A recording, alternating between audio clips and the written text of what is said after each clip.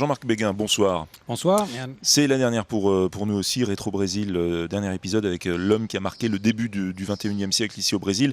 Il s'appelle Lula. Oui, hier nous parlions de Pelé. Saviez-vous quel est le point commun entre Pelé et Lula, à part qu'ils sont brésiliens? Ils ont tous les deux des noms trop longs pour tenir sur leur carte de visite. Eh oui, tous les deux, comme beaucoup de footballeurs brésiliens, ont un diminutif. Lula est né Luis Ignacio Ferreira da Silva. Et Lula est le diminutif, dit-on, affectueux de Luis.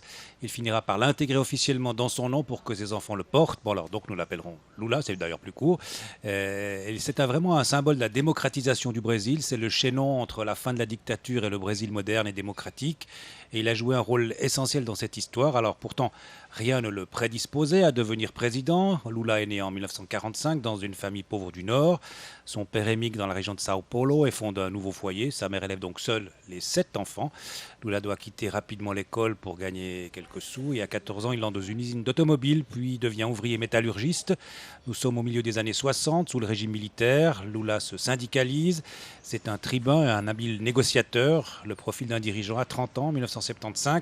Il devient président du syndicat de la métallurgie. Son épaisse barbe noire, ses cheveux en bataille contribue à tailler sa légende de syndicaliste ardent. Il fera quelques séjours en prison, mais la dictature s'étiole et des espaces de liberté sociale sont conquis par les syndicats. Et Lula devient une figure politique, oui, mais comment? J'allais dire tout naturellement, sur son aura syndicale. Il construit un nouveau parti de gauche, le Parti des Travailleurs, en 1980, au moment où timidement le multipartisme commence à s'installer. Le PT est à sa fondation très marqué à gauche, avec plusieurs courants, du basisme, proche de la théologie de la libération, au trotskisme. Lula en fait petit à petit un parti de masse. Et en 1986, aux premières élections totalement libres, il est élu député. Mais sa vraie ambition, c'est la présidence de la République, car il en est convaincu maintenant qu'il faut changer le système de l'intérieur. Et certains commencent alors à le trouver un peu trop réformiste et ambitieux. Alors il se présente une première fois à la présidentielle en 89, il s'est taillé la barbe et refait les dents, n'est pas le seul, mais il est battu. Il essaye à nouveau en 1994, battu à nouveau, et en 98, écarté dès le premier tour. Mais la 4e fois fut la bonne. Lula est élu président de la République en 2002, celui dont on se moquait en disant « Lula, c'est l'avion qui décolle toujours mais n'atterrit jamais », est devenu le premier président de gauche du Brésil.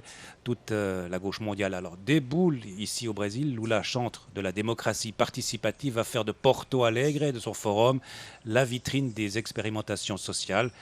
Mais Lula n'est pas un aventurier, il se garde bien de casser le modèle économique brésilien.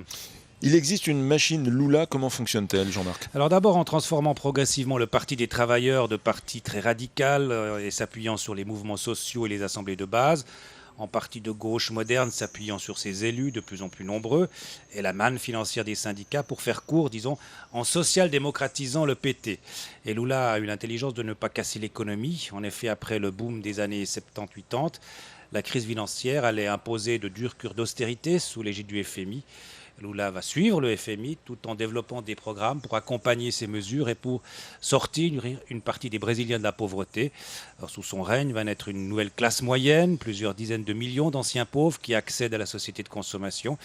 Les années Lula ont permis cette émergence économique du Brésil, sa place importante dans l'économie mondiale désormais.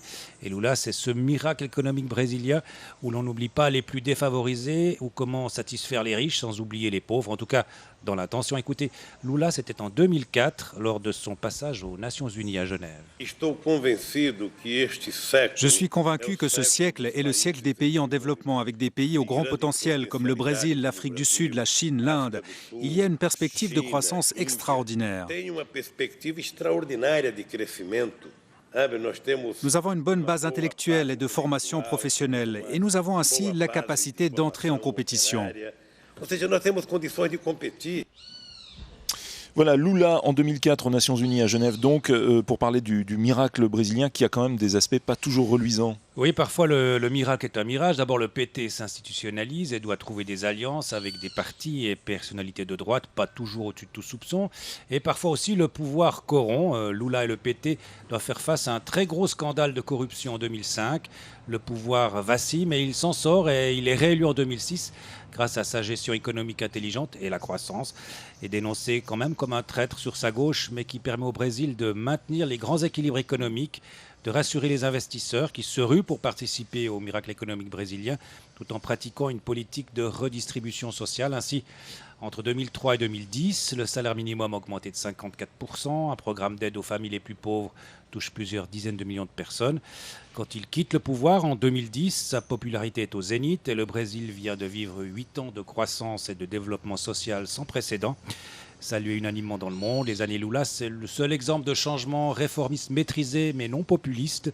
La naissance d'un géant agricole industriel, la 7e puissance économique du monde et un acteur régional incontournable. Même si évidemment toute mutation aussi importante n'est pas sans conséquences, les inégalités sont encore abyssales et la violence un vrai problème que la Coupe du Monde a mis aussi en évidence. Et comme on parle très très bien portugais ici, on sait que la Coupe du Monde ça se dit la Copa, et s'il y a Copa, c'est grâce à Lula ou à cause d'ailleurs de Lula, diront certains. Oui, la Copa est dans 2 ans les Jeux Olympiques, 2 manifestations planétaires voulues par Lula et censées être l'affirmation de la nouvelle puissance économique et politique du Brésil.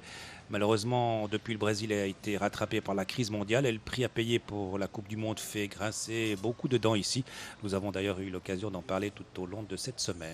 Merci Jean-Marc Béguin pour cette série Rétro Brésil ici à Rio de Janeiro.